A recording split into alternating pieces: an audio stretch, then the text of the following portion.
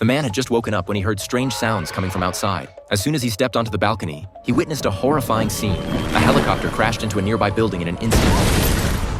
The man immediately noticed people below frantically fleeing in panic. Among the crowd, he spotted his girlfriend looking completely lost and confused. But just as Jack called out to her, the woman suddenly lunged at an elderly person and began savagely biting her. Jack was instantly terrified by this gruesome sight. He immediately rushed back into his room, but his neighbor suddenly burst in, frantically explaining that he had been attacked by his wife and needed to hide in Jack's apartment for safety. Before Jack could fully process what was happening, the neighbor went into the bathroom. At that moment, the TV news reported that a zombie virus had broken out in the city. Anyone who was bitten or scratched would become infected. Just then, the neighbor emerged from the bathroom. After watching the news, he quickly insisted that he wasn't infected, but his eyes were already slowly turning red. Realizing the danger, Jack immediately grabbed a knife and drove the neighbor away. After slamming the door shut, he could hear desperate screams for help coming from outside. Jack sat on the floor, his emotions in turmoil for a long time. Coming to his senses, Jack immediately covered the windows with newspaper and then barricaded the door with his refrigerator. However, the most terrifying thing wasn't the zombies outside the door. Within a few days, Jack discovered that the water had been cut off and his food supplies were nearly depleted.